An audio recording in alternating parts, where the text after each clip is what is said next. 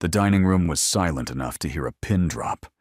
12 pairs of eyes watched Donna's face as Minjai spoke the words that would destroy everything. "I don't want her," he said, his voice cold and clear. "I never did." Donna felt the words hit her like physical blows, but she did not cry. She did not scream.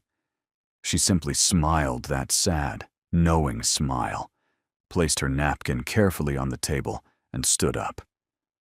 "Thank you for dinner," she said softly, her voice steady even as her heart shattered. Then she walked out with her head held high, leaving behind the man who had just chosen his family's approval over her heart. What Minjai did not know, what none of them knew, was that by the time the sun rose the next morning, Donna would be gone, completely, utterly vanished. And the man who claimed he never wanted her would spend the next weeks crying, searching, and desperately trying to find the woman he had just pushed away. The dining room was too quiet. Donna could hear her own heartbeat, loud and fast, like it wanted to escape her chest. 12 pairs of eyes stared at her, waiting. The chandelier above cast shadows across expensive plates that no one was eating from anymore.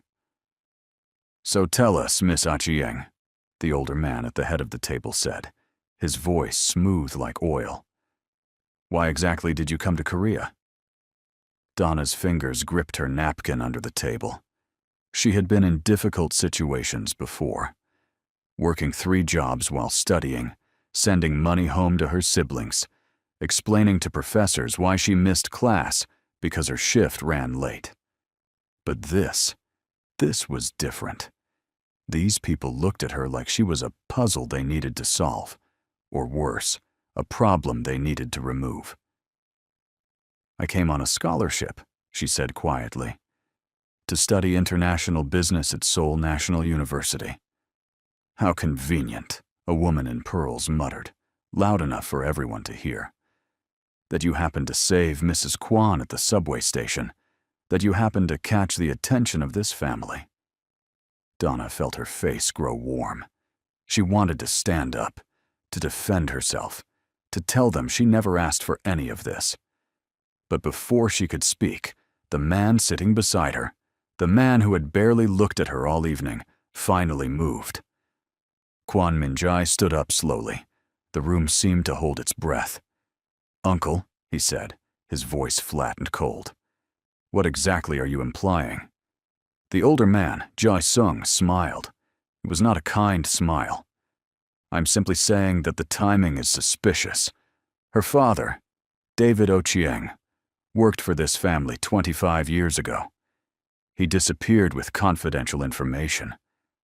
And now his daughter appears, saves your grandmother, and suddenly she is part of our family gatherings." Donna's heart stopped. Her father? How did they know about her father? "That is ridiculous," Minjai said, but his voice had changed. There was uncertainty in it now. "Is it?" Jae-sung pulled out a folder. "I had her investigated. Everything is here. Her father fled Korea in the middle of the night. Your father, Minjai's father, lost important business deals because of what David Ochieng did." The room erupted in whispers. Donna felt like she was drowning. She opened her mouth to speak, to explain that she knew nothing about this, but no sound came out. Minjai turned to look at her for the first time that evening. His eyes were cold, searching, suspicious. "Did you know?" he asked quietly. "Know what?" Donna managed to whisper. "About your father, about his connection to my family." She saw it then, the shift in his face. He was pulling away from her, building walls between them. All the months of slowly getting closer, of late-night conversations, and almost moments, were disappearing right in front of her eyes. "Minjai," she started, but his uncle interrupted. "The question we should be asking," Jae-sung said, standing up, "is why are we even entertaining this arrangement? Minjai, you are the heir to this family. You cannot seriously be considering marrying this girl." The word "this girl" hit Donna like a slap. She felt small, unwanted, completely out of place. Min-jae's jaw tightened. Everyone was looking at him, waiting for him to respond, to choose a side. His family or her? The silence stretched for what felt like hours. Then he spoke, and Donna felt her heart shatter into 1,000 pieces. "I don't want her," Min-jae said clearly, loudly enough for everyone to hear. "I never did." The room went completely silent. Donna sat frozen, those words echoing in her head. "I don't want her. I never did." She waited for him to take it back, to say he did not mean it. But he just stood there, looking away from her, his hands clenched into fists at his sides. Slowly, carefully, Donna placed her napkin on the table. Her hands were shaking, but she forced them to stay steady.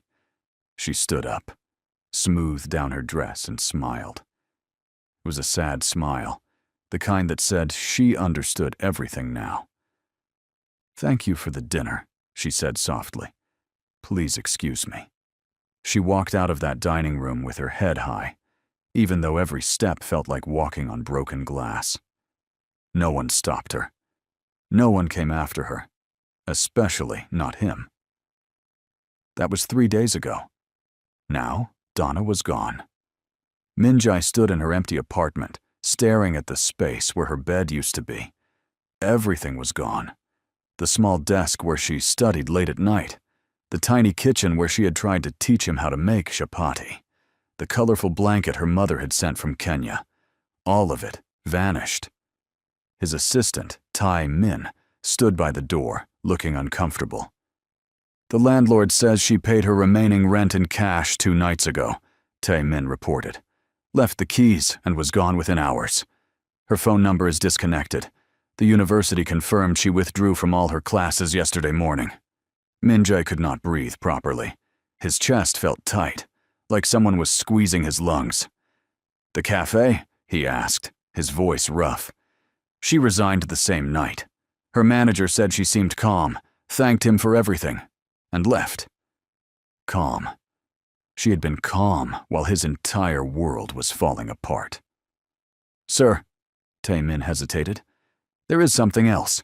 She left this at your penthouse. The security found it this morning." He handed Min-jae an envelope. Min-jae's hands shook as he opened it. Inside was a letter, written in Donna's neat handwriting. "Dear Min-jae, I am sorry for all the trouble I brought to your family. You were right to say what you said. This arrangement was always temporary, and I forgot that. Thank you for helping my grandmother that day at the hospital. Thank you for the money you sent for my brother's school fees, even though it was part of our contract. Thank you for showing me kindness when I first arrived in Seoul and felt completely lost. I hope your family finds peace now that I am gone. Please tell your grandmother I will miss her tea and her stories. I finally understand why my father never returned to Korea. Some places are too painful to stay. Take care of yourself." Donna. Min-jae read the letter 3 times, then a 4th. His eyes kept going back to one line. "I finally understand why my father never returned to Korea." What did that mean? "Find her," he said suddenly, his voice desperate. "I don't care what it costs. Find her." Tae-min nodded and quickly left. Min-jae sank to the floor of Donna's empty apartment, and, for the first time since he was a child, he cried. If you are enjoying this story so far, do me a favor. Leave a comment below and tell me what you think will happen next. Will Min-jae find Donna? What secrets are hiding in the past? And do not forget to like this video. Trust me, you do not want to miss what happens next. Now, let's go back to where this all started. 4 months earlier, Donna was running late. Again, her professor had kept the class overtime, and now she had exactly 15 minutes to get across Seoul to her shift at the cafe. If she was late one more time, Manager Kim would definitely fire her. She could not afford to lose this job. Her sister's school fees were due next week. She rushed down the subway stairs, dodging through crowds of people. Seoul was always busy, always moving, always in a hurry just like her. That is when she saw the old woman stumble. It happened fast. One moment the woman was standing near the platform. The next, she was falling forward, her bag spilling across the ground, her body heading straight toward the tracks. Donna did not think. She just moved. She grabbed the woman's arm and pulled hard, using all her strength to drag her backward. They both fell onto the concrete platform, just as the train rushed past. So close, Donna felt the wind from it. Her heart was racing. Her hands were shaking. The old woman was breathing hard, clutching Donna's arm. "Are you okay?" Donna asked in Korean. Her accent was still thick, but she had been practicing. The woman looked up at her with kind, surprised eyes. "You saved my life." No, Donna said quickly, helping her sit up properly. "You just lost your balance. Anyone would have helped."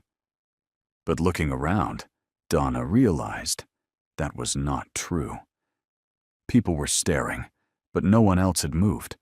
They were all too shocked, or too afraid, or too busy with their own lives. "What is your name, child?" the old woman asked, holding Donna's hand tightly. "Donna Achieng." "You are not Korean." Donna smiled slightly. "No, ma'am. I am from Kenya." "Kenya," the woman repeated slowly, like she was tasting the word. "You are very far from home." "Yes, ma'am." The woman looked at her for a long moment, then smiled warmly. "My name is Mrs. Kwan. And you, Donna from Kenya, must let me thank you properly." "Really, that is not necessary," Donna said, glancing at her watch. She was now definitely late for work. "I am just glad you are safe." But Mrs. Kwan was already pulling out her phone, pressing numbers with determination. "Grandmother, where are you?" A deep voice answered, loud enough for Donna to hear. He sounded annoyed. "The driver has been looking for you for 20 minutes. I am at Gangnam Station, and I nearly died," Mrs. Kwan said cheerfully. There was a pause. "What?" "A lovely young woman saved my life. Her name is Donna, and she is from Kenya. Send the car." "Grandmother." But Mrs. Kwan had already hung up. She smiled at Donna like she had just won a prize. "My grandson will be here soon. You will come home with me for tea." "I really cannot," Donna protested. "I have work." "Where do you work?" "At a cafe near Hongdae." Mrs. Kwan pulled out her phone again. Donna watched in horror as this old woman she had just met called the cafe spoke to manager Kim, explained the situation, and somehow convinced him to give Donna the evening off. "There," Mrs. Kwan said, satisfied. "Now you have no excuse." Donna did not know whether to laugh or cry. This was the strangest thing that had happened to her since moving to Korea, and that was saying something. 20 minutes later, a black car pulled up. Not just any car, but the kind that made people on the street stop and stare. The driver jumped out and rushed to help Mrs. Kwan, looking very relieved to see her safe. "Grandmother," another voice said, and Donna looked up. She had seen handsome men before. Seoul was full of them. But this man was different. He was tall, dressed in all black, and had the kind of face that made you forget what you were going to say. But it was not his looks that made Donna nervous. It was his eyes. They were cold, calculating, like he was always 3 steps ahead of everyone else. "This is Donna," Mrs. Kwan announced proudly. "She saved my life today." The man's eyes moved to Donna. She felt like he was looking right through her, reading everything about her in seconds. "Thank you," he said, but his voice had no emotion in it. It was the kind of thank you people said because they had to, not because they meant it. "You are welcome," Donna replied, meeting his eyes. She was not going to be intimidated by some rich guy, no matter how cold he looked. Something flickered in his expression. Surprise, maybe. People probably did not look him in the eye very often. "Get in the car," Mrs. Kwan said, already being helped inside by the driver. "Both of you." The man, who Donna assumed was the grandson, looked like he wanted to argue, but he just sighed and gestured for Donna to enter first. The car ride was awkward. Mrs. Kwan sat between them, talking happily about her day, about how lucky she was, about how this was clearly fate. The grandson, whose name Donna still did not know, stared out the window in silence. Donna noticed his jaw was tight, his hands clenched. He looked angry, but she could not figure out why. She had just saved his grandmother's life. Shouldn't he be grateful? They arrived at a house that made Donna's stomach drop. No, not a house, a mansion. Gates opened automatically. The car drove through gardens that seemed to go on forever. The building itself looked like something from a historical drama. This was a mistake. She did not belong here. "I really should go," Donna said quickly as the car stopped. "I have studying to do." "Nonsense," Mrs. Kwan said firmly. "You will have tea, you will eat dinner, and then we will send you home safely. I insist." Donna had learned, in her months in Korea, that when an elder insisted on something, you did not argue. Inside was even more overwhelming. Staff members bowed as they passed. Everything looked expensive and old and important. Donna was very aware of her cheap shoes and her faded backpack. They sat in a room filled with traditional furniture. Tea was brought immediately. Mrs. Kwan poured it herself, which seemed to surprise the grandson. "Grandmother, you should rest," he said. It was the first time he had shown any emotion, and it was concern. "I am fine, Minjai," she said, waving him off. "Thanks to Donna." So his name was Minjai. Donna filed that information away. "Tell me about yourself, dear," Mrs. Kwan said to Donna. "What brings you to Korea?" Donna hesitated. She was used to people asking this question, and she had learned to read what they really wanted to know. "Are you here illegally? Are you looking for a husband? What do you want from us?"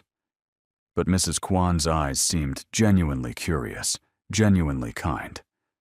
"I have a scholarship at Seoul National University," Donna explained. "I am studying international business. I work part-time to send money to my family back home. I have 3 younger siblings." "No parents?" Mrs. Kwan asked gently. "My mother is alive, but she's not well. My father passed away when I was 12. I'm sorry, child." Donna smiled slightly.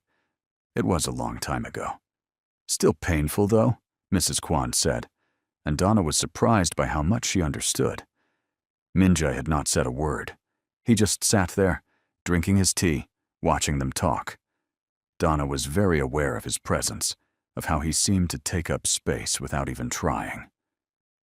"You must come for dinner this weekend," Mrs. Kwan announced suddenly. "Oh no, I could not," Donna started. "I insist. Saturday evening. Minjai will send a car for you." Minjai's head snapped up. "Grandmother." "What?" Mrs. Kwan looked at him innocently.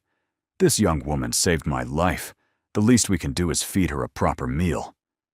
The look Minjai gave his grandmother could have frozen water. But Mrs. Kwan just smiled sweetly and poured more tea. Donna wanted to refuse.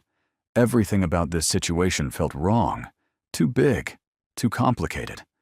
But Mrs. Kwan was looking at her with such hope, such warmth, that Donna found herself nodding.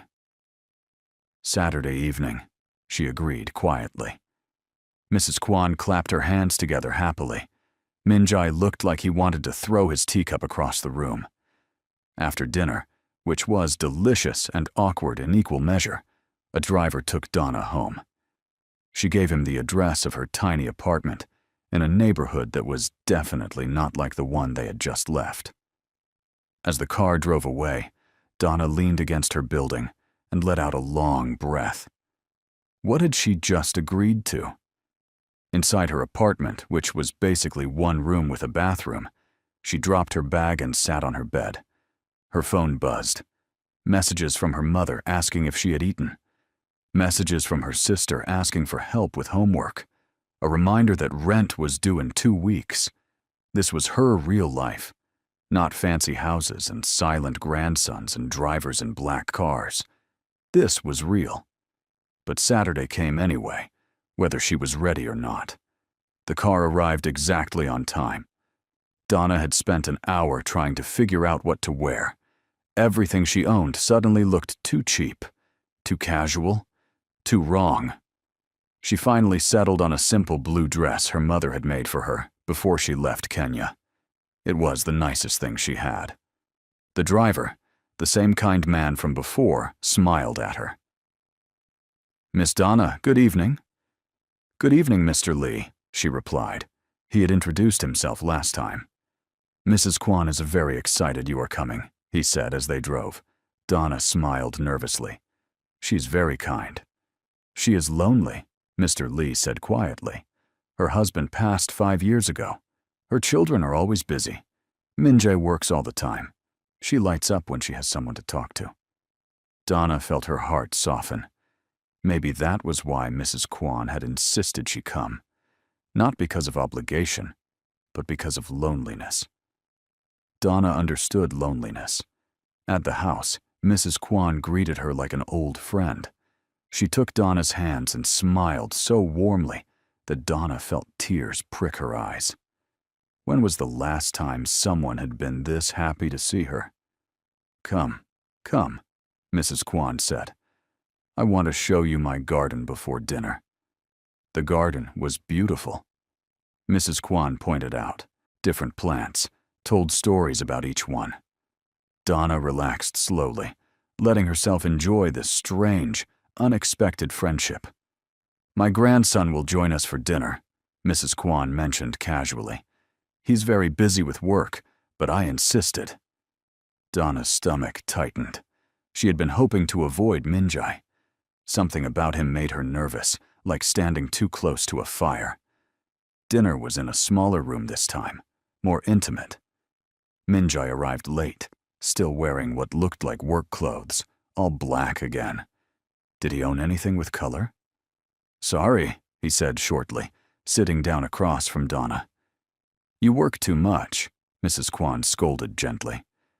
"Someone has to," he replied, but there was no anger in it, just tiredness. Donna noticed the shadows under his eyes, the tension in his shoulders. Whatever he did for work, it was taking a toll on him. Dinner started quietly. Donna focused on her food, trying not to draw attention to herself. But Mrs. Kwan had other plans. "Donna is studying international business," she told Minjae. "Top of her class." "Second," Donna corrected quietly. "I am second in my class." "Because you work 2 jobs while studying," Mrs. Kwan said firmly. "That counts for something." Minjae looked at Donna, really looked at her for the first time. "What kind of business are you interested in?" It was the first real question he had asked her. Donna sat up straighter. "Import and export between Africa and Asia," she said. "There is so much potential for trade that people are not seeing. Korean technology and manufacturing, African resources and growing markets. But the connections are not there yet. Someone needs to build those bridges." She realized she had been talking too much. Her professor always said she got too passionate about this topic. But Minjae was watching her with something new in his eyes. Interest, maybe. Or respect. "That is smart," he said simply. 2 words, but Donna felt proud anyway. Mrs. Kwan beamed like she had personally arranged this conversation. The rest of dinner went smoother. Minjae even asked a few more questions about her studies, her ideas. He seemed surprised that she had thought things through so carefully, that she had plans and goals and determination. What? Did he think she came to Korea just for fun? After dinner, Mrs. Kwan insisted Donna stay for tea again. This time, Minjae did not look quite so angry about it. He sat quietly, sometimes on his phone, sometimes just listening as Donna and his grandmother talked. When it was finally time to leave, Mrs. Kwan hugged Donna goodbye. You will come again, yes? She asked, and it was not really a question. If you want me to, Donna said honestly. I do. Very much. In the car heading home, Donna felt confused. Tonight had been nice. Too nice. She was not supposed to be getting comfortable in that world. It was not hers. It would never be hers. But over the next 3 weeks, Mrs. Kwan kept inviting her back, and Donna kept saying yes. She told herself it was because she did not want to hurt the old woman's feelings. She told herself it was just kindness, just repaying the generosity. She did not let herself think about how she had started to look forward to those visits, how Mrs. Kwan's stories made her laugh, how the house started to feel less scary and more familiar, how Min-jae had started to stay for entire dinners instead of leaving early, how he had started to ask her real questions, to debate with her about business and politics and culture, how his eyes were not always cold anymore. She did not think about any of that. But on the 4th week, everything changed. Donna arrived for dinner to find not just Mrs. Kwan and Min-jae, but 6 other people. Family members, she realized quickly. And they didn't look happy to see her. Mrs. Kwan had not mentioned that other people would be there. Donna stood in the doorway, feeling every pair of eyes on her, judging, measuring, finding her lacking. Grandmother, a sharp voice said, "Who is this?" The woman who spoke was beautiful in an intimidating way. Perfect hair, perfect dress, perfect posture. Everything about her screamed money and status. "This is Donna," Mrs. Kwan said warmly, taking Donna's arm. "The young woman I told you about. She saved my life." "How fortunate," the woman said. But her tone suggested she thought it was anything but fortunate. Min-jae appeared at the top of the stairs. He saw Donna, saw his family, members, and his expression darkened. "Grandmother," he said quietly, descending the stairs. "What is this?" "Family dinner," she replied innocently. "I thought it was time everyone met Donna properly." This was a setup. Donna realized it immediately. Mrs. Kwan was trying to force her family to accept Donna, but it was having the opposite effect. They looked at her like she was an intruder, a threat. Dinner was torture. Donna sat between Mrs. Kwan and a teenage girl, who seemed to be the only neutral person at the table. Everyone else asked questions that were not really questions. "So, how long do you plan to stay in Korea?" Translation: "When are you leaving?" "Are your grades good enough to keep your scholarship?" Translation: "Are you actually smart or just lucky?" "Do you have a boyfriend back in Kenya?" Translation: "What are your intentions?" Donna answered politely, carefully, feeling like she was walking through a minefield. Min-jae sat across from her, silent and tense, not helping at all. The worst was Uncle Jae-sung, the man at the head of the table. He watched Donna like a hawk watching a mouse, waiting for her to make one wrong move. "It is very impressive that you learned Korean so quickly," he said, his voice smooth. "You must be very determined." "I had good teachers," Donna replied carefully. "And what do you think of our country?" "Very different from Kenya, I imagine." There it was. The trap. If she praised Korea too much, she would sound like she was trying too hard. If she criticized anything, she would sound ungrateful. "Every country has its beauty and its challenges," Donna said. "I am grateful for the opportunity to study here and learn from a different culture." Jae-sung smiled, but it did not reach his eyes. Diplomatic answer: "You would make a good politician." The teenage girl beside Donna, who had introduced herself as Ji-woo, suddenly spoke up. "I think it is cool that you came all the way from Kenya by yourself. That takes guts." Donna looked at her gratefully. "Thank you." Ji-woo, her mother, the sharp-voiced woman, said warningly. "What?" "I'm just being honest." Ji-woo shrugged and went back to her food. Donna decided she liked Ji-woo. After dinner, while everyone moved to the sitting room, Ji-woo pulled Donna aside into a hallway. "I am sorry about them," she said quietly. "They are always like this with new people. Suspicious and mean." "It is okay," Donna said, though it was not okay at all. "No, it is not." Ji-woo glanced around to make sure no one was listening. "They think everyone wants something from this family. Money, status, connections. They cannot imagine someone just being nice without wanting something in return." "Your grandmother is very kind," Donna said. "I just wanted to be her friend." Ji-woo studied her face. "I believe you. But they will not. Especially not Uncle Jae-sung. He is suspicious of everyone." "What about your cousin? Min-jae?" Ji-woo's expression changed, became sad. "Min-jae does not trust anyone. He has his reasons.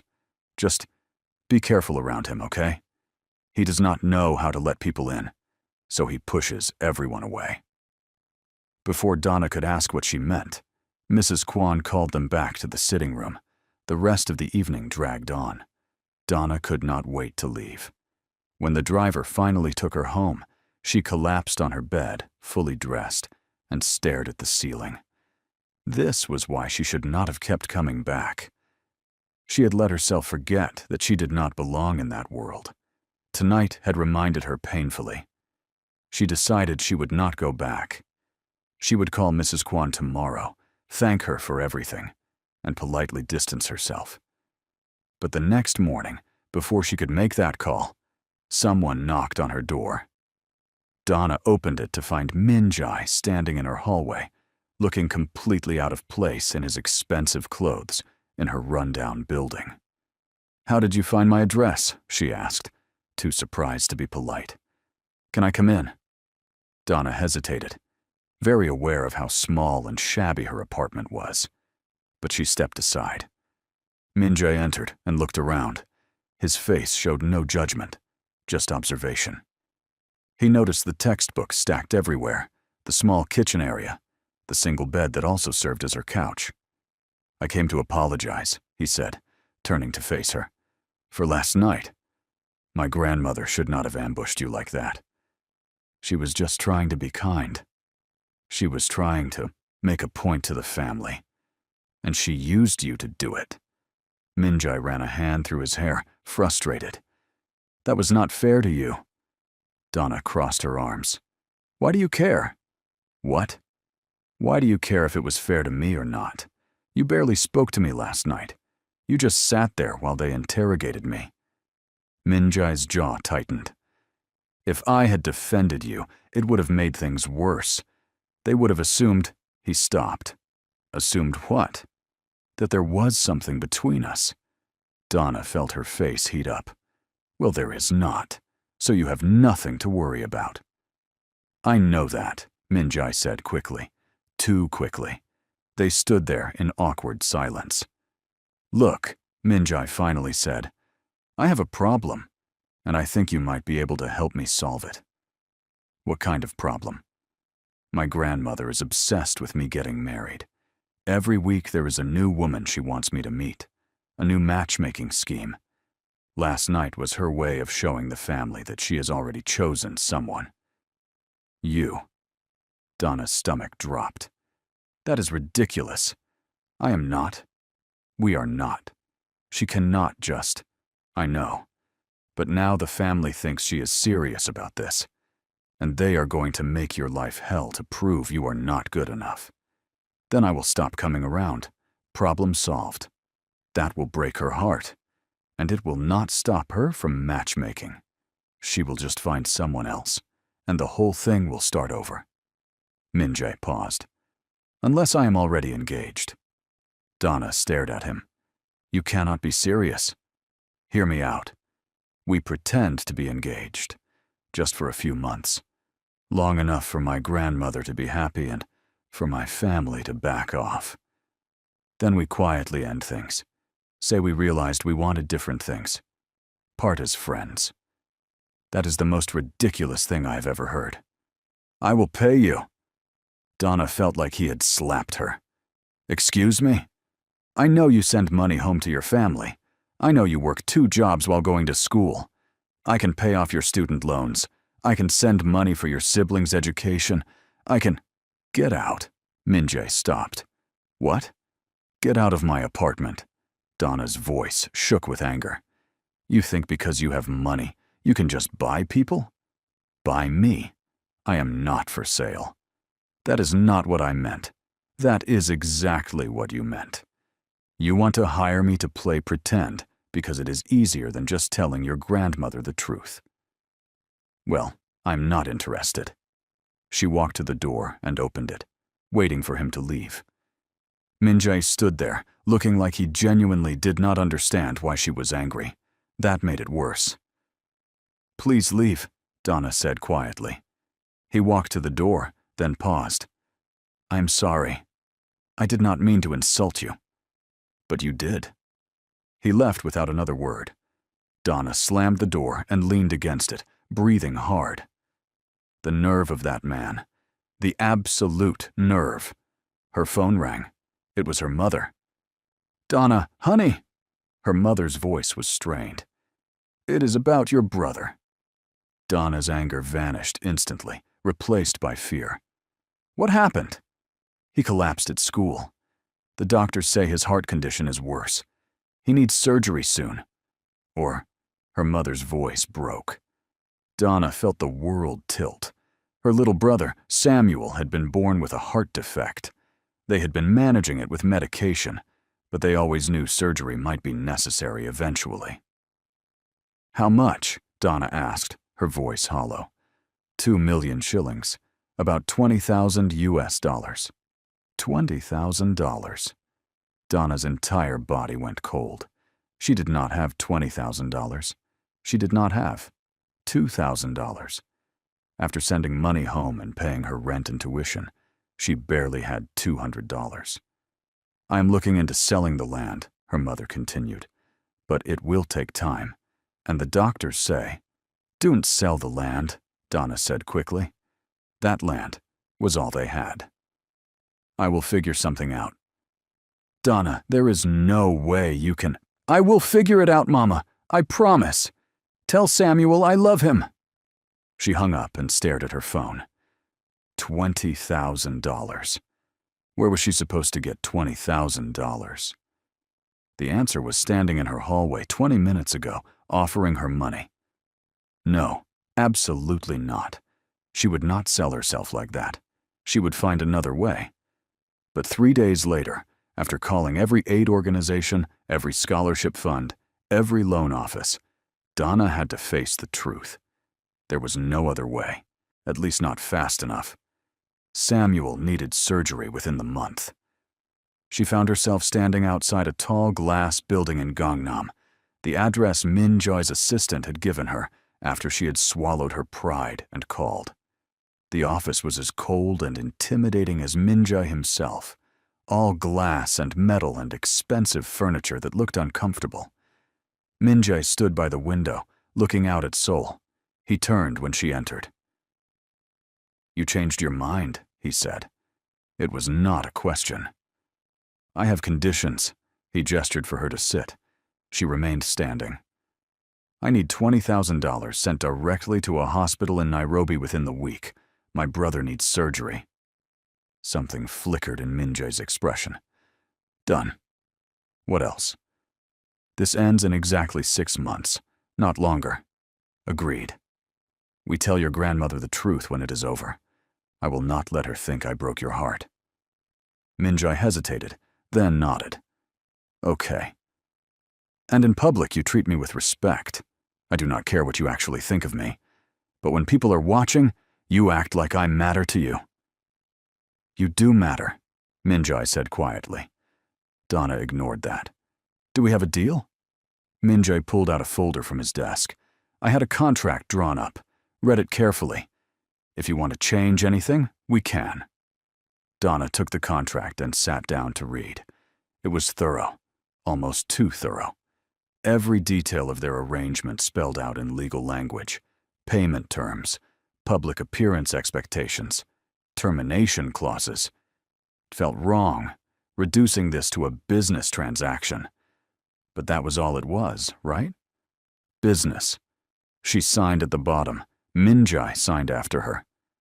"I will have the money sent today," he said. "And I think we should announce the engagement this weekend. My grandmother is having a birthday party. It would make her happy." Donna nodded numbly.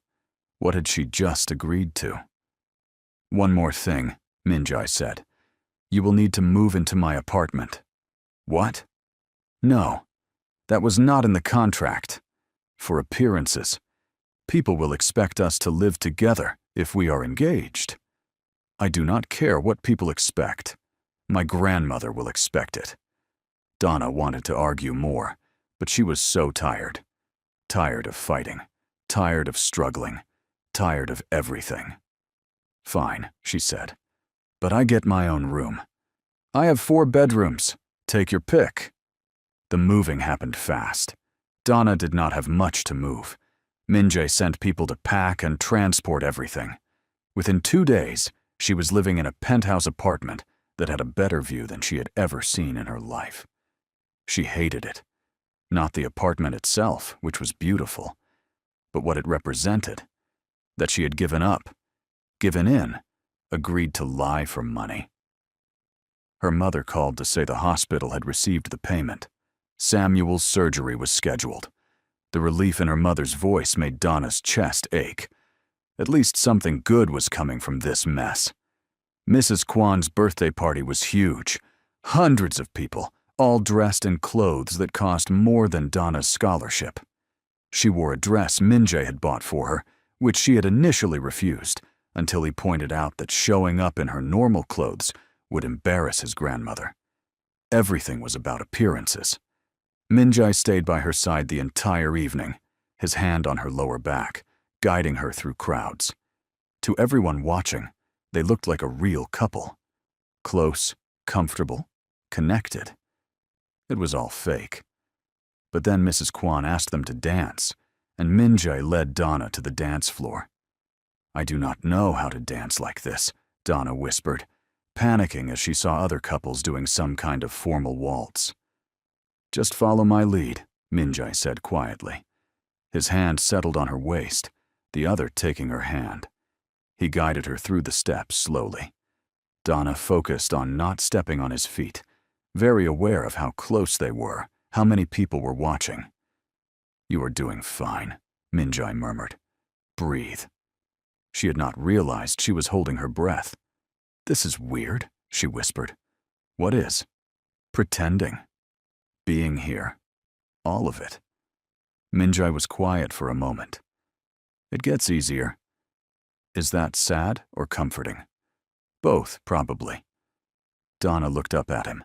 His face was unreadable as always, but there was something in his eyes, something tired and lonely.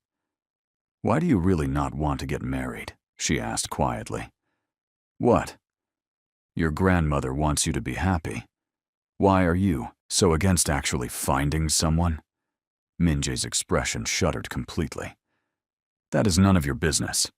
We are pretending to be engaged. I think it is a little bit my business. This is a contract, Donna, not a therapy session." His words stung. Donna stepped back slightly, maintaining the dance but putting emotional distance between them. "You are right," she said coolly. "I apologize for overstepping." Minjai looked like he wanted to say something else, but the song ended. They separated, and Donna walked away, needing air, needing space. She found a balcony and stepped outside into the cool night. Seoul stretched out below. Millions of lights, millions of lives. She had never felt more alone. "He is always like that," a voice said behind her. Donna turned to find Jiwoo leaning against the doorframe. "Like what?" Donna asked. "Cold when people get too close. It is his defense mechanism." Jiwoo came to stand beside her. "Did he tell you about Sunhee?" "Who?" "His fiancée. His real fiancée. From 5 years ago." Donna's stomach twisted.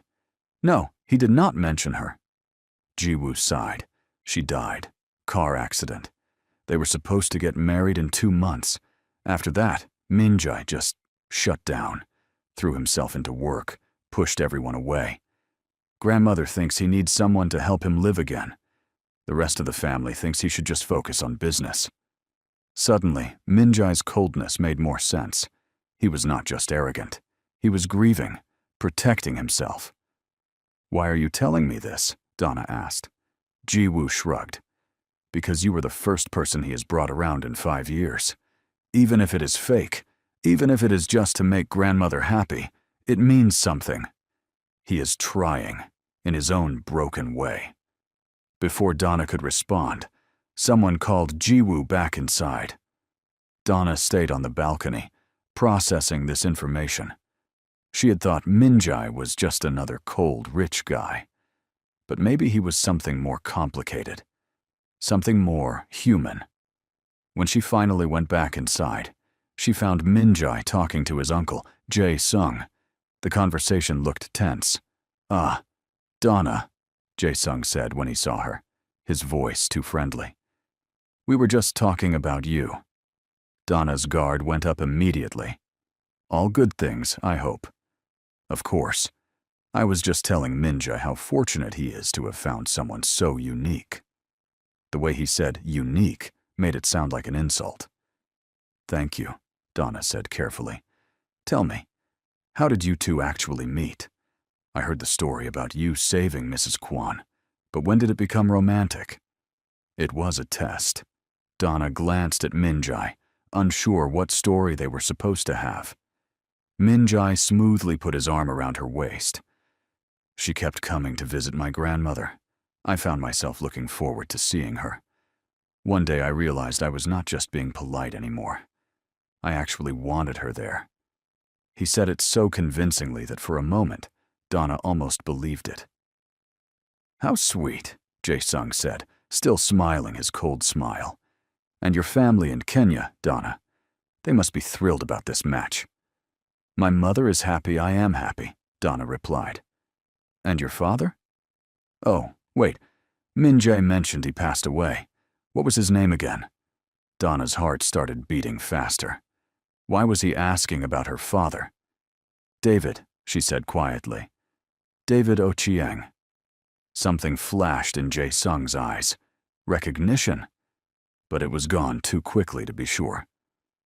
"I'm sorry for your loss," he said. "When did he pass?" "When I was 12. "Why?" "Just curious. I have some business connections in Kenya. Thought I might have known him." Jae-sung smiled.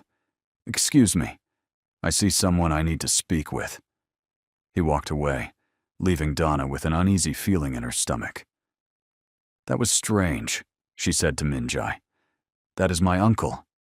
Strange is his default. But Minjai was frowning, watching Jae-sung disappear into the crowd. The party continued late into the night.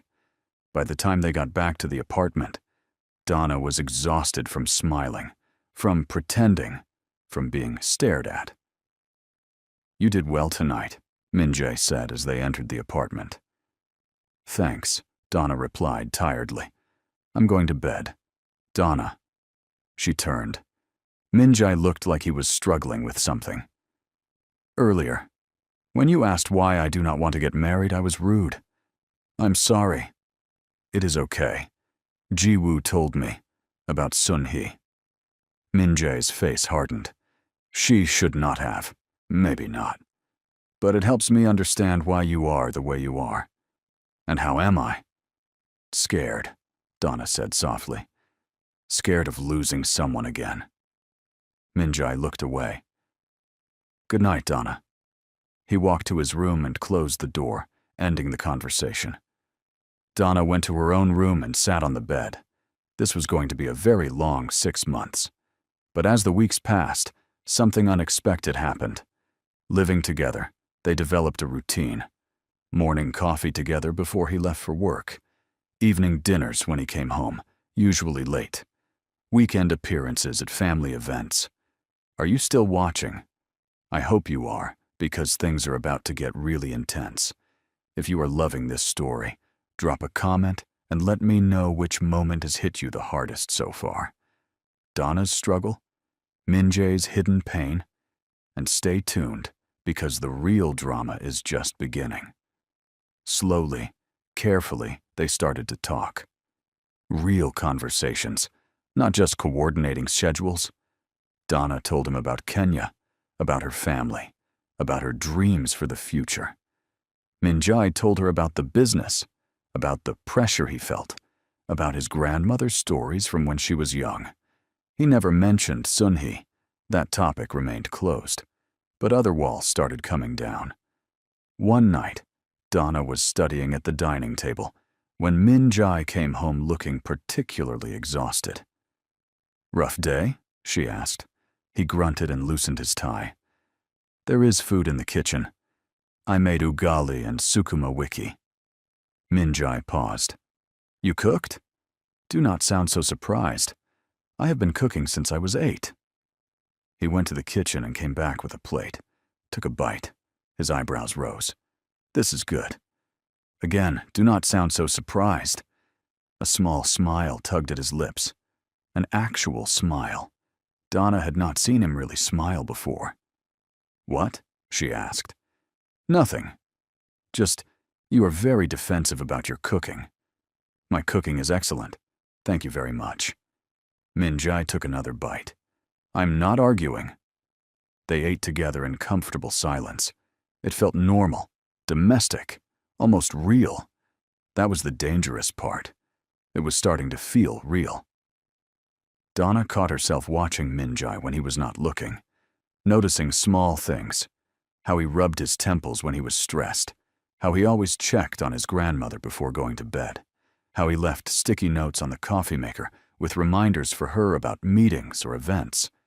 She was starting to care about him. Actually care. That was not part of the contract. Then the gifts started arriving. The first one was a necklace. Beautiful, expensive, delivered to the apartment with no card. "Did you send this?" Donna asked Minjai. He looked at it and frowned. "No. Maybe from my grandmother?" But when Donna called Mrs. Kwan to thank her, the old woman had no idea what she was talking about. The second gift came a week later. Flowers. Rare, exotic, clearly expensive. Again, no card. "This is getting weird," Donna said. Minjai agreed. He had his assistant try to track down who sent them, but the orders were placed anonymously, paid in cash. The third time, it was not a gift. It was a message. "You do not belong here. Leave before it is too late." Donna found it slipped under the apartment door. Her hand shook as she showed it to Minjai. His face went dark. "Pack a bag. You are staying somewhere else tonight." "What?" "No. I am not running away from some anonymous coward." "Donna, this is serious." "I know it is serious. That is why I'm not leaving. If someone wants me gone, I am going to find out why." Minjai looked at her for a long moment. "You are incredibly stubborn. You are just figuring this out now?" Despite the situation, he almost smiled. "I'm assigning security to you, full-time. Do not argue." Donna wanted to argue, but the message had scared her more than she wanted to admit. "Fine." The security guard, a quiet man named Mr. Park, started following Donna everywhere. To class, to the library, to the small church she had found where other Kenyan students gathered on Sundays. It should have made her feel safer. Instead, it made her feel like prey being hunted. At university, people started treating her differently. Some were friendlier, clearly trying to get close to Minjai through her. Others were colder, resentful of her connection to wealth and power. One afternoon, a group of students surrounded her in the library. "Is it true you are marrying Kwan, Minjai?" one girl asked. "Yes," Donna replied carefully. "Why? Does he feel sorry for you?" The words hit like a punch. Donna kept her face neutral. "Excuse me." "Come on. A Korean man like him, he could have anyone. Why would he choose you unless he feels sorry for you?" Donna stood up, gathering her books. Maybe he chooses people based on character instead of appearance. You should try it sometime." She walked away before they could see how much their words had hurt. That night, she cried in her room, quiet tears of frustration and pain and exhaustion. She was so tired of fighting, of proving herself, of being strong all the time. A soft knock on her door made her quickly wipe her eyes. "Donna?" Min-jae's voice. "I heard, from Mr. Park, about what happened at the library. I'm fine. Can I come in?" I said I am fine. The door opened anyway. Min-jae stood there, and his face changed when he saw her tears. "You are crying." "I am not." She wiped her eyes again.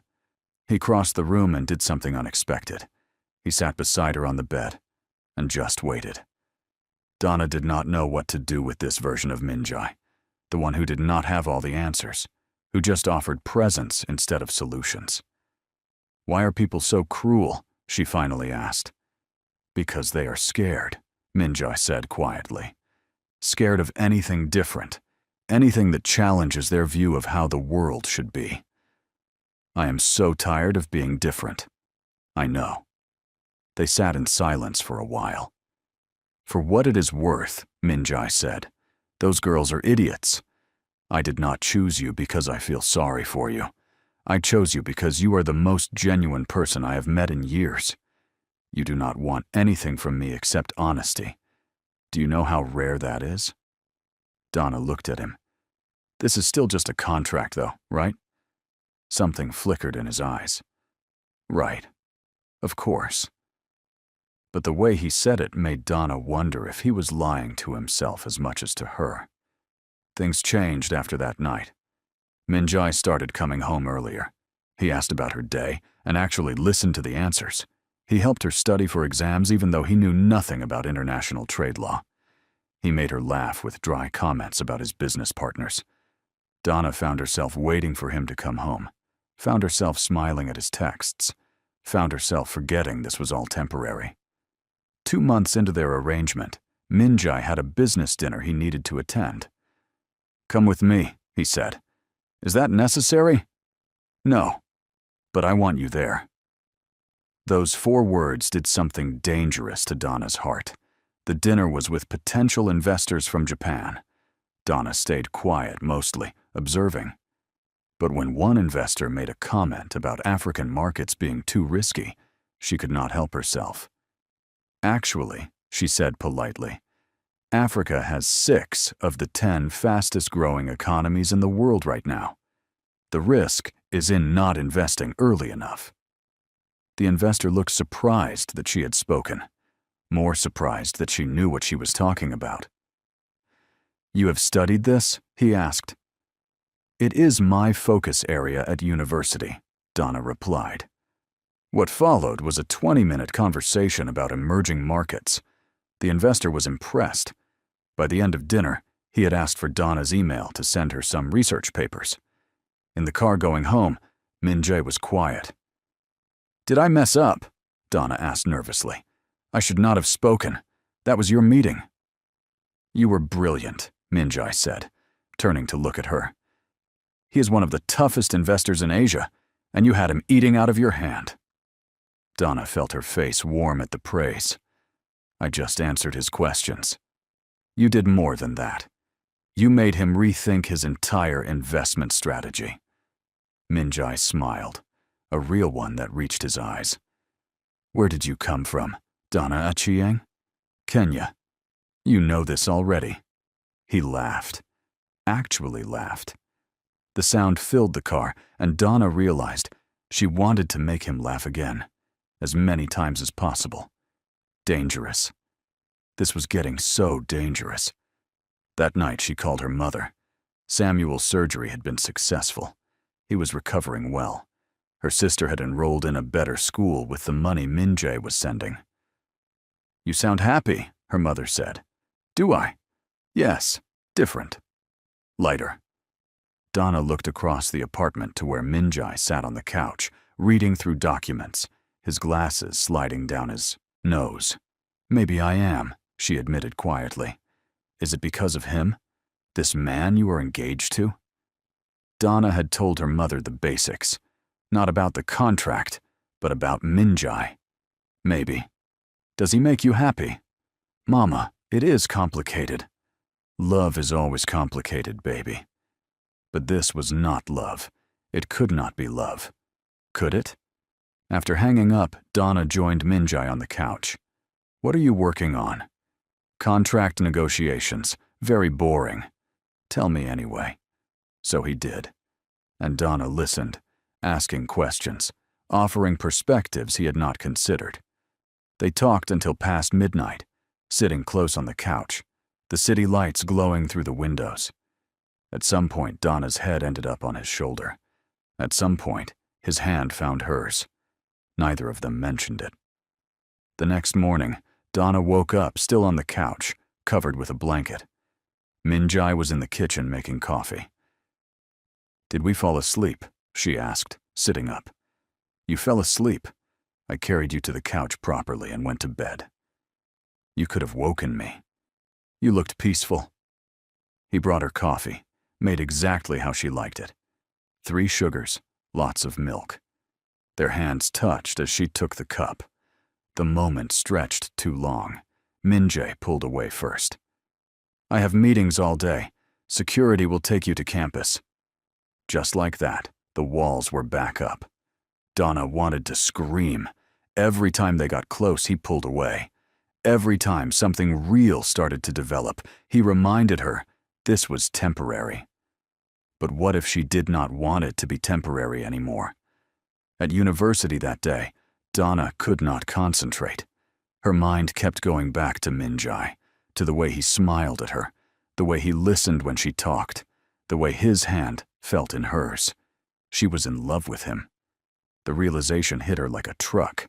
She was in love with Kwon Minjai, and this was a disaster. Her phone buzzed, a message from an unknown number. He will never truly want you. You are just convenient. Leave before he destroys you, like he destroys everything he touches. Donna stared at the message, her hands shaking. Who was sending these? And why? She showed it to Mr. Park, who immediately called Minjai. 20 minutes later, Minjai arrived at campus himself, something he had never done before. He looked furious. Let me see. Donna showed him the message. That is it, he said. We are involving the police. No. Donna, someone is threatening you.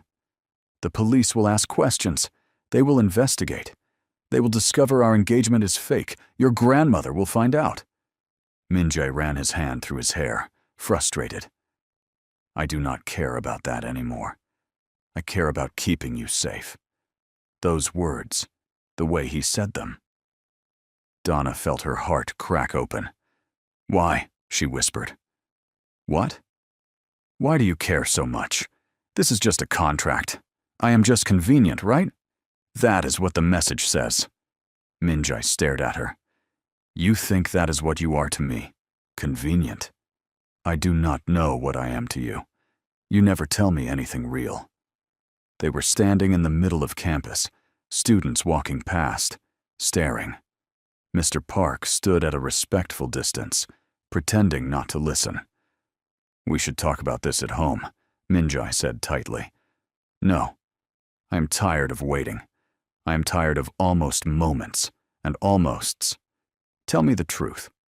What am I to you? Minjai's jaw worked. He looked like he was fighting an internal war. You are, he started, then stopped. His phone rang. He looked at the screen and his expression changed. I have to take this. Of course you do. Donna felt tears prick her eyes. Go. Handle your business. That is what matters, right? She walked away before he could respond, before the tears could fall where he could see them.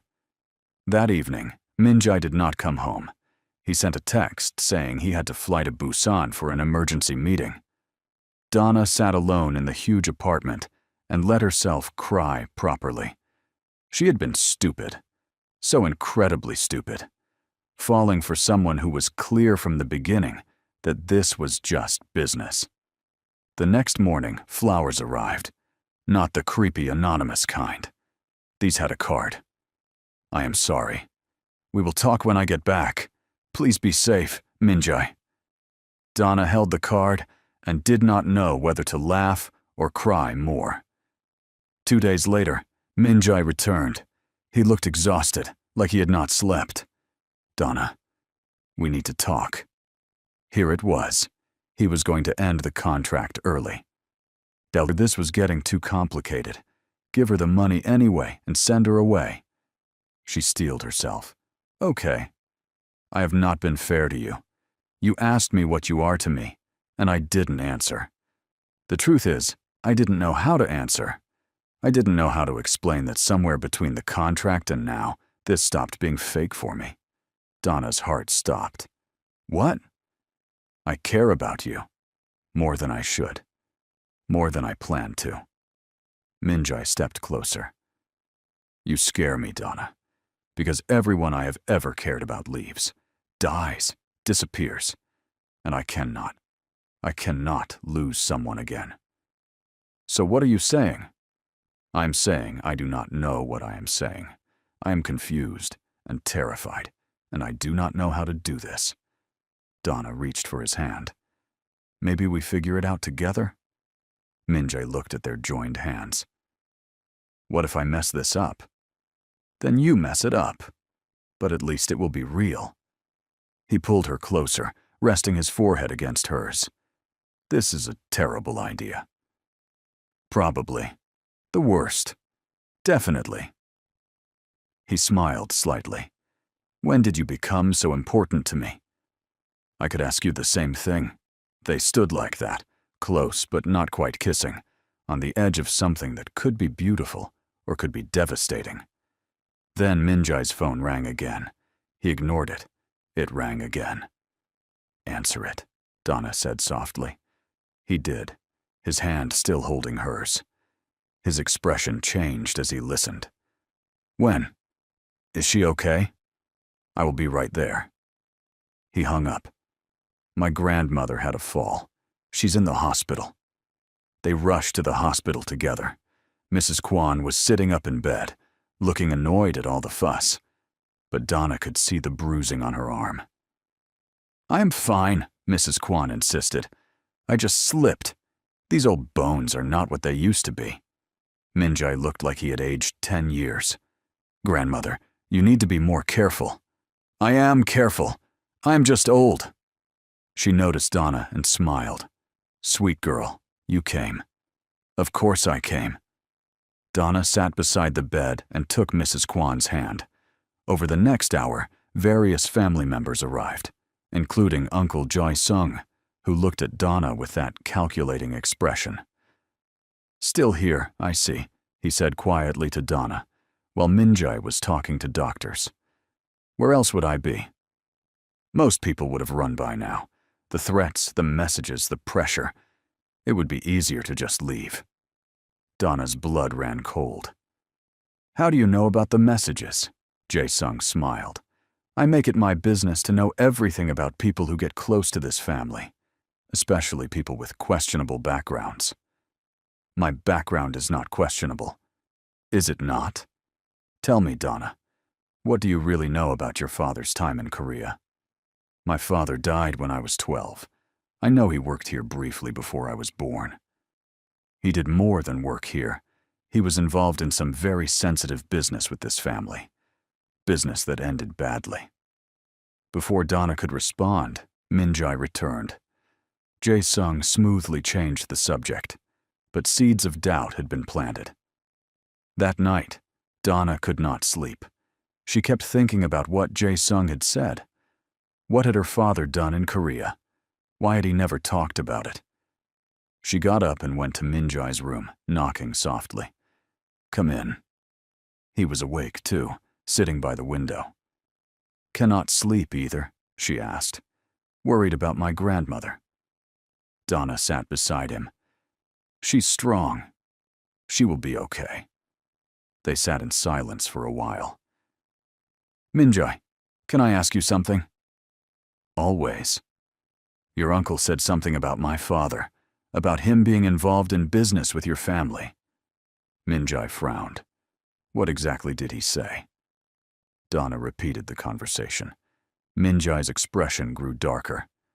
I will look into it, he promised. If there is a connection, I will find it. What if it is something bad? Then we deal with it together. Together? That word gave Donna comfort. She should have known it would not last. 3 days later, Mrs. Kwan announced she was hosting a family dinner to celebrate her recovery. Everyone had to attend, no exceptions. Donna felt uneasy from the moment they arrived. The energy was different. The family members looked at her with something new in their eyes. Knowledge. Like they knew something she did not. Dinner started normally enough. Small talk, forced politeness, the usual tension. Donna sat beside Minjai, drawing strength from his presence. Then Uncle Jae-sung stood up. I would like to make an announcement, he said, his voice carrying across the room. I think it is time we all stopped pretending. Minjai tensed beside Donna.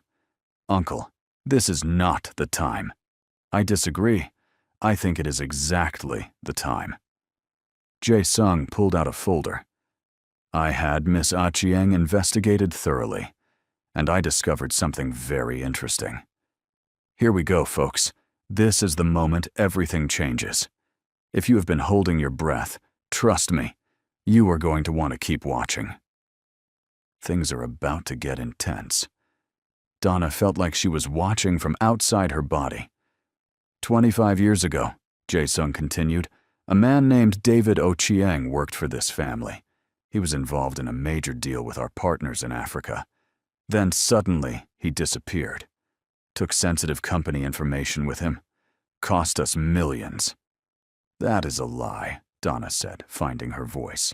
My father was not a thief. Was he not? Then why did he flee Korea in the middle of the night? Why did he never return? Why did he change his identity when he went back to Kenya? He did not change his identity. Oh-chieng is a common name. Perhaps. But the timing is suspicious. And now, 25 years later, his daughter appears. Saves my mother. Infiltrates our family. Gets engaged to the heir. Jae-sung looked around the table. Does no one else find this suspicious? This is ridiculous, Minjai said, standing up. Donna had nothing to do with whatever happened 25 years ago. Are you certain? Or are you blinded by whatever hold she has over you? Other family members started talking, voices overlapping, accusations flying. Donna sat frozen, unable to process what was happening. She planned this from the beginning. She is after the money, obviously. Minjai, you need to end this before she destroys everything. Mrs. Kwan tried to speak up, to defend Donna, but no one was listening. Finally, Uncle Jae-sung's voice cut through the chaos. Minjai, you need to decide. This family, or this girl who is clearly using you? Everyone went quiet. All eyes turned to Minjai. Donna looked at him, silently begging him to defend her, to believe her, to choose her. But she saw the doubt in his eyes, the uncertainty.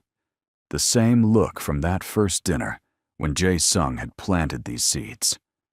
Minjai started, his voice strained. Tell them, Jae-sung pushed. Tell them the truth. Do you really want her? Or is this all just an arrangement that went too far?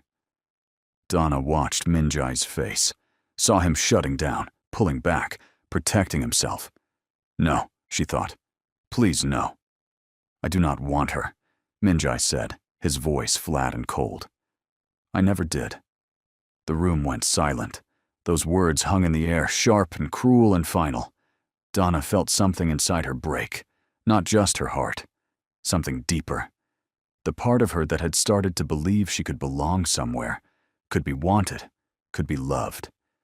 She stood up slowly, carefully, like moving through water. Donna, Mrs. Kwan reached for her hand, tears in her eyes. It is okay, Donna said softly, gently pulling away. He's right. This was all a mistake. She looked at Minjai one last time. He would not meet her eyes. "Thank you for dinner," she said to the room. Then she walked out. Her head held high, her heart in pieces. No one followed her. She took a taxi back to the apartment, moved through it like a ghost, packing only what she had brought with her originally. Everything Minjai had bought stayed behind. She had $3,000 saved from what he had paid her, enough for a small apartment, enough to survive until she figured out what to do next. By midnight, she was gone. She found a tiny room in a boarding house on the outskirts of Seoul, paid for a month in advance, sat on the narrow bed, and finally let herself fall apart. She cried until there were no tears left. Then she made a plan. First, she withdrew from her classes. The scholarship was tied to the Kwan family's university donations anyway. She could not stay there. Second, she resigned from the cafe. Too many memories. Third, she bought a new phone with a new number. Cut all ties. She found work at a fish market in a coastal town 3 hours from Seoul. It was hard, physical labor. Her hands blistered, her back ached. But she did not have to think, did not have to feel. The woman who owned the market, Mrs. Han, asked no questions, just gave Donna a job and a room above the shop. Donna sent most of her wages to her mother, kept barely enough to survive. She did not let herself think about Minjai, about his smile, his laugh, the way he said her name, especially not about his last words to her. I do not want her. I never did. But before she left Seoul completely, she wrote him a letter. Left it at the penthouse for him to find. She needed him to know she was not angry, that she understood, that she was grateful despite everything. And that last line, the one that had been burning in her chest since Jae Sung's accusations. I finally understand why my father never returned to Korea. Because some places held too much pain. Some wounds were too deep to heal. Korea was that place for her now. Back at the penthouse, Minjai sat in Donna's empty room, reading her letter for the 5th time. Tai Min stood in the doorway. "Sir, we cannot find her anywhere." "Keep looking." "We have checked everywhere. Her phone is disconnected. She is withdrawn from school. It is like she vanished." Minjai's hands shook as he held the letter. What had he done? The moment those words left his mouth at dinner, he had wanted to take them back, had seen Donna's face crumble, had felt his own heart shatter. But everyone was looking at him. His family, his legacy, everything he was supposed to protect.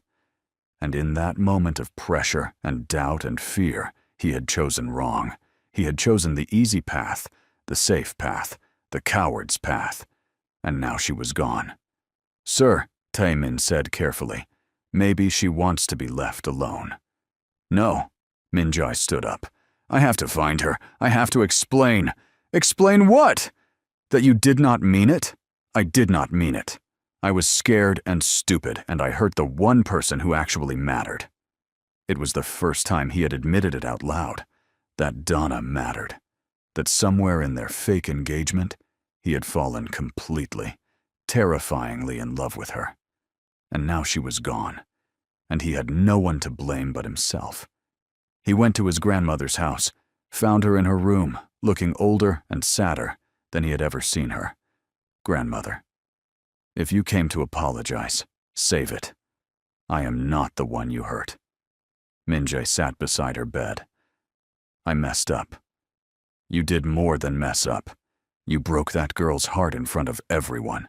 You humiliated her.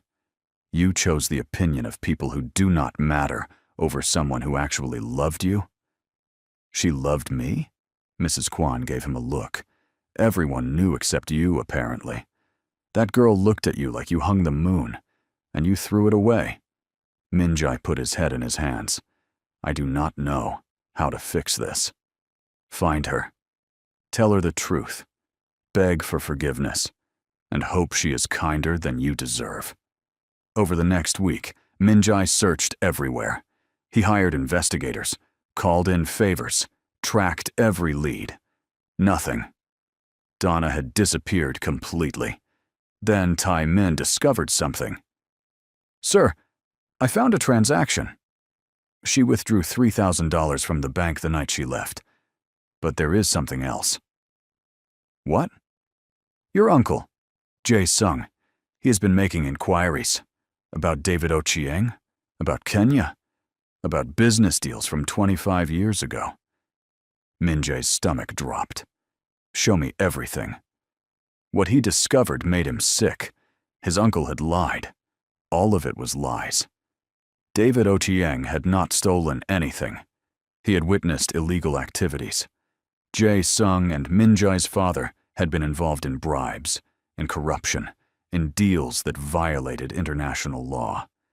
David had threatened to report them, so they had framed him as a thief and forced him to flee the country. 25 years of lies, 25 years of a man's reputation destroyed. And Donna had known nothing. She was completely innocent. Minjae confronted his uncle that same day. "You knew," he said, his voice shaking with rage. "You knew Donna was innocent, and you destroyed her anyway." Jae Sung barely looked up from his paperwork. "She was a distraction. You were spending too much time with her, not enough on business." "She was the best thing that ever happened to me. She was a poor African girl with nothing to offer this family." Minjae slammed his hands on the desk. "She offered me honesty, kindness, a chance to be something more than this cold, empty existence, and you took that away. I protected the family legacy. You destroyed it. You are corrupt, a liar, everything our family should not be." Minjae stood up straight. "I am done. I am leaving the family business. You can have it all." Jae Sung's confident expression finally cracked. "You cannot be serious." "I have never been more serious. I want nothing to do with this family or this business anymore. Not while it is built on lies." He walked out without looking back. His next stop was Jiwoo. "I need your help finding Donna." Jiwoo looked at him with disappointment. "Why should I help you?" "You broke her heart." "I know. And I will spend the rest of my life making it up to her, if she will let me. But first, I have to find her." Something in his desperation must have convinced her. "Okay, let me make some calls." 2 days later, Jiwoo called him. "I found her. Or rather, her friend from university told me where she might be. A coastal town called Sokcho. But Minjae, she does not want to be found. I do not care. I am going." The drive to Sokcho took 3 hours. 3 hours for Minjae to rehearse what he would say, to prepare for her to hate him, to accept that he might have lost her forever. He found the fish market as the sun was setting, saw her immediately. She was thinner. Her hands looked rough from work. Her hair was pulled back simply. She wore old clothes and rubber boots, and she was still the most beautiful thing he had ever seen. She was cleaning fish, laughing at something the older woman beside her was saying. Then she looked up and saw him. The smile died on her face. She dropped the fish and ran. Minjae chased after her down the beach, his expensive shoes sinking into sand. "Donna, wait! Please!" She did not stop. He finally caught up, gently catching her arm. She spun around, and he saw tears streaming down her face. "Let me go." "No. Not until you hear me out. I do not want to hear anything you have to say." I lied. The words burst out of him. "At the dinner, I lied. I do want you. I have wanted you from the moment you argued with me about business in my grandmother's sitting room. I wanted you when you made me ugali and told me my tie was ugly. I wanted you every single day we lived together, and I was too scared to admit it." Donna stared at him, tears still falling. "I messed up," Minjae continued, his own voice breaking. "I let fear and pressure and my own cowardice make me hurt you. And I am sorry. I am so incredibly sorry." You said you never wanted me, in front of everyone. I know, and I will regret those words for the rest of my life." He stepped closer. "But they were a lie. The truth is, I have never wanted anything or anyone the way I want you. You scare me because you make me hope. You make me feel. You make me want to be better than I am. Why should I believe you now? Because I left the family business. Because I confronted my uncle and discovered the truth about your father. He was innocent, Donna. He was a good man who tried to do the right thing. Just like you." Donna's knees seemed to give out. She sank onto the sand. Minjai sat beside her. "My father," she whispered. "He witnessed corruption and refused to be part of it. My uncle and my father forced him to leave to protect themselves. I have all the evidence now. I can clear his name officially." Donna covered her face with her hands and sobbed. Minjai wanted to hold her, but did not know if he had the right anymore. "I looked for you everywhere," he said softly. "Every day. Every hour. I could not eat, could not sleep. Tae Min thought I was losing my mind." "Good," Donna said through her tears. "You deserve to suffer." "I know." They sat in silence as the sun set over the ocean. "I fell in love with you," Donna finally said. "Somewhere between the contract and the dinners and the late-night conversations. I fell in love with you, and you destroyed me. I know. I fell in love with you too. And then I was too much of a coward to fight for you when it mattered." Donna looked at him finally. "What do you want from me, Minjai?" "A chance. Just one chance to prove I am not that coward anymore. To show you that you are more important than my family's approval or business or anything else in this world. I do not know if I can trust you again. Then let me earn it, however long it takes. I will stay here in Sokcho. I will work at the fish market beside you. I will prove every single day that I choose you. You cannot be serious?" "I have never been more serious about anything in my life." Donna searched his face. "You would really stay here? Give up everything? Everything I have means nothing without you in it."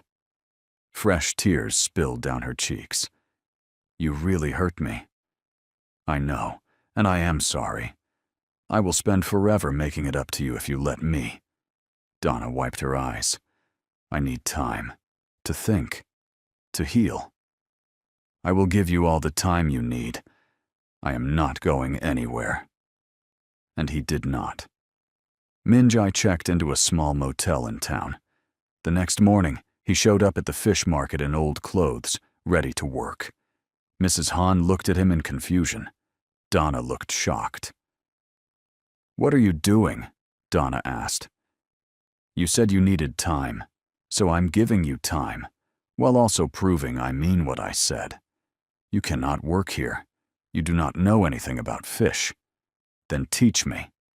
For the next 2 weeks, Kwon Min-jae, former business heir and feared CEO, worked at a fish market. His hands got cut and blistered. He smelled like fish constantly. His back ached from the physical labor. He had never been happier. Because he got to see Donna every day. Got to make her laugh when he messed up. Got to slowly, carefully show her he meant every word. Mrs. Han thought the whole thing was hilarious. "You," she told Minjai, "are either the most romantic man alive or completely crazy. Can I be both?" Donna tried to stay cold, to keep her distance. But Minjai was impossible to ignore. He remembered how she liked her coffee. He left small notes in her workspace. He never pushed, never demanded, just consistently showed up. One evening, 3 weeks after he arrived, they walked along the beach after work. "You do not have to keep doing this," Donna said quietly. "Proving yourself. I believe you are sorry. Do you forgive me?" She was quiet for a long moment. "I'm working on it. Forgiveness is not easy." "I know. Take all the time you need. What about your grandmother? Your life in Seoul?" "My grandmother is thrilled. I call her every day. As for my life in Seoul, he shrugged, I am building a new one, a better one that includes you, if you will have me. Donna stopped walking, turned to face him. The sun was setting again, painting the sky in oranges and pinks. The ocean waves crashed behind them. I'm scared, she admitted. Scared of trusting you again. Scared of getting hurt. I'm scared too, Minjai said honestly. Scared I will mess this up again. But I am more scared of living without you. Donna reached for his hand. Their fingers intertwined, rough from work, but fitting together perfectly. Okay, she said softly. Okay? Let us try. Slowly. Carefully. No contracts this time. Just honesty. Minjai felt like he could breathe properly for the first time in months. Just honesty, he agreed. He wanted to kiss her. But this was not the moment. This was too fragile, too new. So he just held her hand as they walked back, and that was enough. Over the next months, they rebuilt what had been broken. Slowly, like Donna said. Carefully. Minjai split his time between Sokcho and Seoul, starting a new business. Legitimate, honest, everything his family's company was not. Donna enrolled in a different university, finishing her degree. Minjai helped her study, listened to her ideas, supported her dreams. They had hard conversations about trust, about fear, about what had gone wrong and how to do better. They had good days where everything felt easy and natural. They had bad days where old hurts resurfaced and they had to work through them together. But they did work through them. Together. 6 months after that day on the beach, Minjai took Donna back to Seoul, to his grandmother's house. Mrs. Kwan cried when she saw Donna. Sweet girl, I have missed you so much. I missed you too, Donna said, hugging her tightly. Over tea, Minjai told his grandmother everything. The contract, the fake engagement, how it became real. Mrs. Kwan just smiled. I knew from the beginning it was not real. I am old, not blind. You knew, Minjai and Donna said at the same time. Of course I knew, but I also saw how you looked at each other. I knew if I just gave you time, you would figure it out. She sipped her tea. I did not expect you to be so stubborn about it, though. Donna laughed, really laughed. It felt good. Grandmother, Minjai said, his voice nervous. There is something I need to ask you. He pulled out a small box. Inside was a ring, not huge or flashy. Simple and beautiful. He turned to Donna, getting down on one knee. Donna Achieng, the first time I proposed to you, it was fake, a contract, a business deal. This time, I am asking for real. Will you marry me? Not because of my family, or pressure, or obligation, but because I love you. Because you make me better. Because I want to spend the rest of my life making you happy. Donna's eyes filled with tears. Happy tears this time. Yes, she whispered. Yes, I will marry you. Minjai slid the ring onto her finger and kissed her. Their first real kiss. Sweet and gentle and full of promise. Mrs. Kwan clapped her hands together. Finally. I was starting to think I would not live to see this. They all laughed.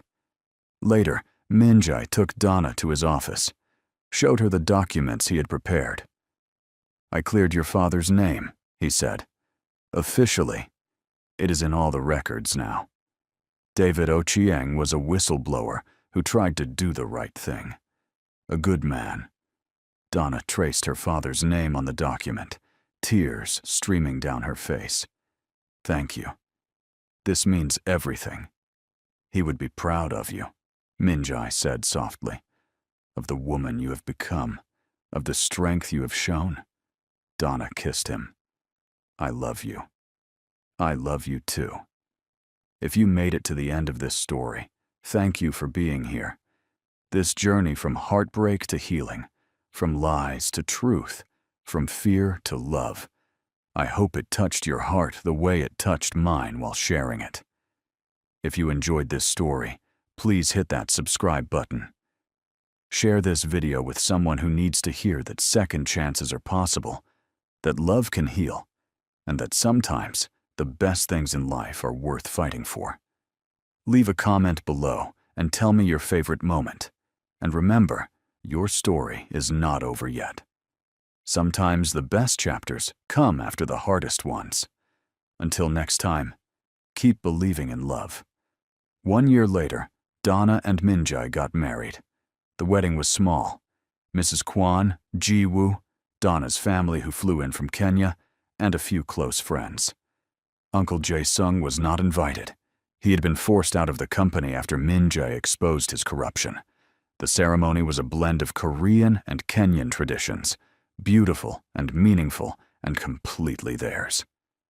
As they danced at the reception, Donna laughed at something Minjae whispered in her ear. "What are you thinking about?" he asked. "About that dinner, when you said you did not want me." Minjae winced. "I will never stop being sorry for that. I know, but I was thinking, maybe we needed that moment, to break completely so we could rebuild properly. No contracts. No pretending. Just us." "Just us," Minjae agreed, pulling her closer. "For the rest of our lives. That's a long time. Not long enough." Donna rested her head on his shoulder as they swayed to the music. She thought about the girl who had saved an old woman at a subway station, who had agreed to a fake engagement out of desperation, who had her heart broken in front of everyone. That girl had been lost. But she had also been found. She had found strength she did not know she had. Love she did not think she deserved.